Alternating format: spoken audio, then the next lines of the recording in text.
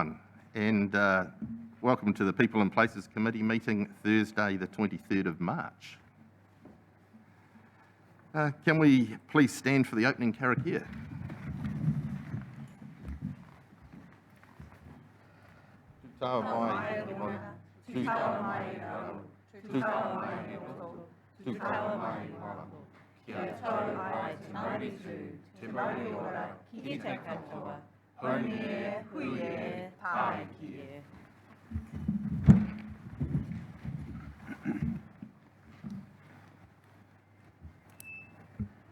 Right, just a reminder that this meeting is being recorded and live streamed on our Facebook page.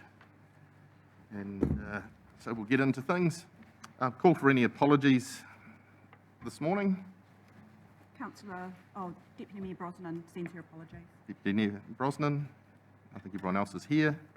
Can I have a mover for the apologies? Councillor Price and Councillor Tariha.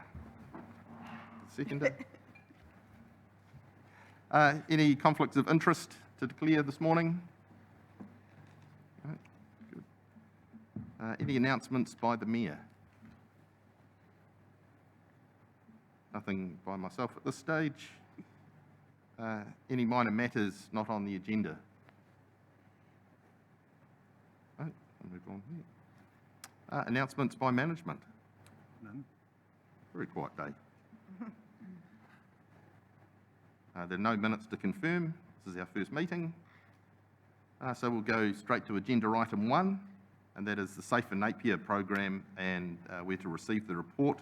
And this morning the paper will be presented by Rebecca Peterson.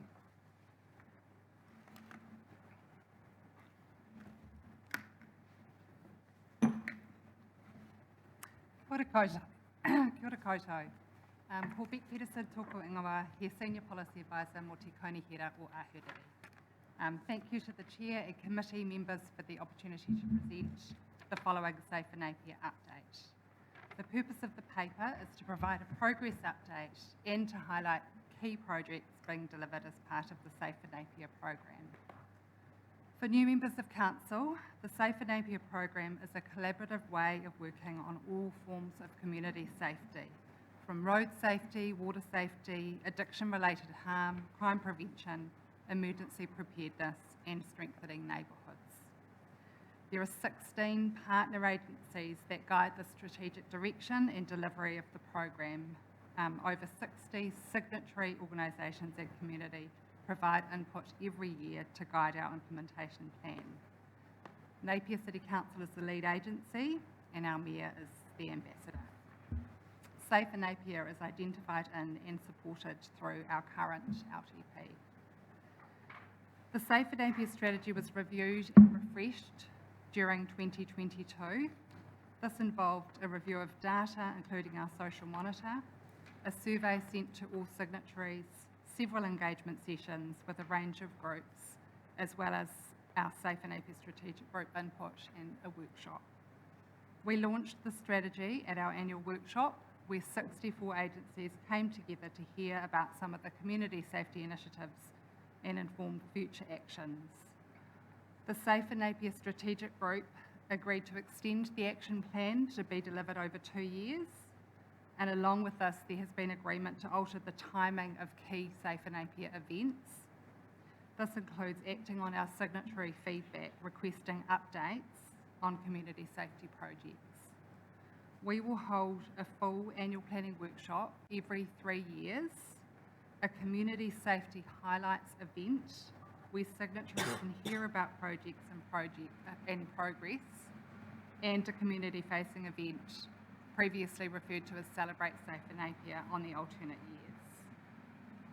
years. As Chair of Safer Napier Strategic Group, I've also been working closely with Te Waka Rangapu and the Strategic Group to increase our tikanga, te reo, and continuing to apply an equity lens on projects we include in the action plan. Now we have finalised the strategy, we are in process of reviewing our terms of reference, including membership.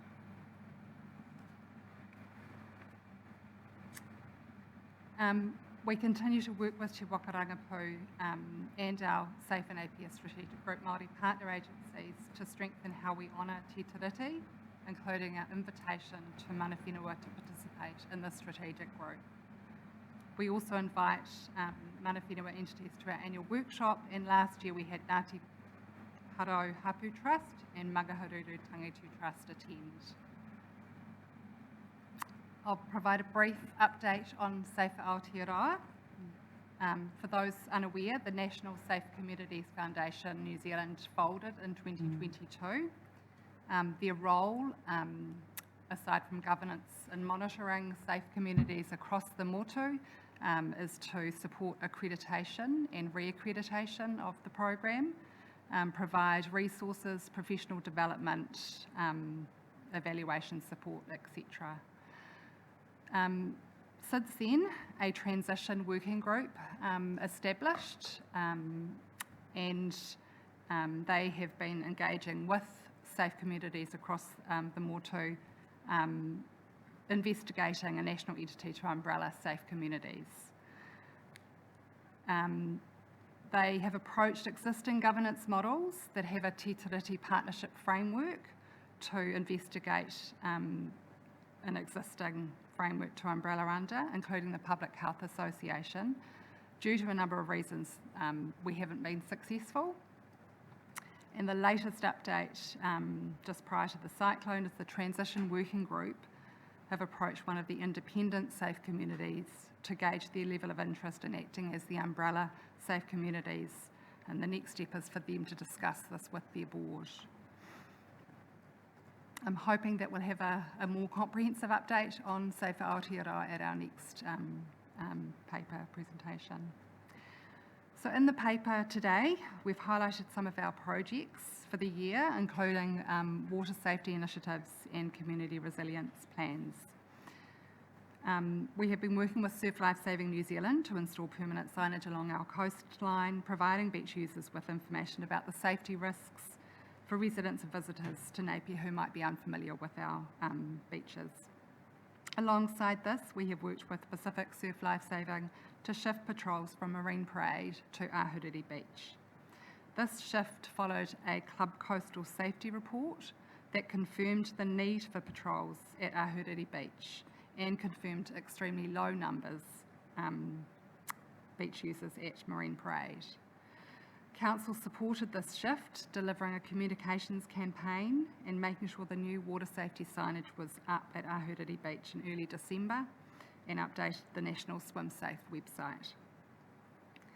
We can also report that the rescue buoys, so there was lots of community concern about them being stolen, damaged, that there have been no rescue buoys stolen or damaged. It is important to note that the buoys were installed at the same time as the new signage. We can also report that no buoys have been used as part of a rescue, and the future of that project is awaiting the National SARS Consultative Committee research and Surf Life Saving research recommendations to inform how we take that project forward. Community resilience plans. This is a project led by Hawke's Bay Civil Defence Emergency Management. They have developed a resource to understand the hazards each community faces and to assist them to put measures in place. This is to help support before, during and following an emergency. Identifying who is part of the community, their potential vulnerabilities, risk reduction, community hub locations, community resources, etc. Civil Defence have been working with the West Shore Residents Association. A workshop was held late last year with a range of partners to shape the plan for West Shore, which is currently with the association for feedback. Ahuriri and Te Awa were next in line, but not confirmed. Priorities may have changed following the cyclone, and CDM are open to discussions around that. Finally, we've just printed our latest newsletter, which will be shared with all our signatories and community, and I'm happy to leave a few copies with you today. I'm happy to take questions. Thank you. Thank you for that. Very comprehensive report. I'll just open it up to councillors and the team here. Any questions or discussion? Councillor Bogue. Through you, Mr. Chair. During Cyclone Gabrielle, community safety was quite seriously impacted and compromised by lack of connectivity when the power, the internet, the telephones went down. So will the Safe and Napier strategy be updated to include consideration of connectivity as a very relevant factor in Napier's community safety? Through the chair, I think it's a really good opportunity to review all of our action plan. We understand that many of our partner agencies or partners will be reprioritising some of their work programs as well. So yeah, we will definitely bring that up at our next strategic meeting and look to see where we can refocus. Councillor Taylor. Just following on in relation to the cyclone, has there been an audit check of the signage and the buoys along the parade with the amount of rubbish that ended up on the beach?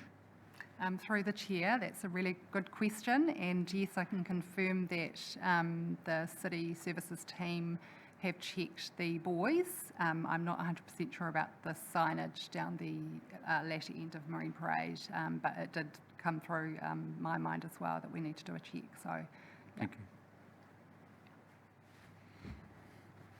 you. Any further questions? I'll call for a mover and a seconder. Councillor Mawson, and seconded by Councillor Tariha. Would you like to speak to it, Councillor Mawson? Yeah, just to congratulate staff on the excellent report and I guess of the good outcomes that we've had from the report, and yeah, it's good stuff. Thank you. Any other speakers to the motion? There being no more speakers, I'll put it to the vote. All those in favour, please say aye. Aye. Against? The motion is passed. And just before I close the meeting, I just got a little bit of something to say. Just to those who have been affected by the cyclone, stay strong. To those who have helped out, thank you. To our council teams and staff, thank you. And a special shout out to the assurance assessors and loss adjusters who have travelled from Canada, the UK and Australia to help us out. So thank you all. And I'll just close our meeting. There'll be a short break and then we'll head into our next committee meeting.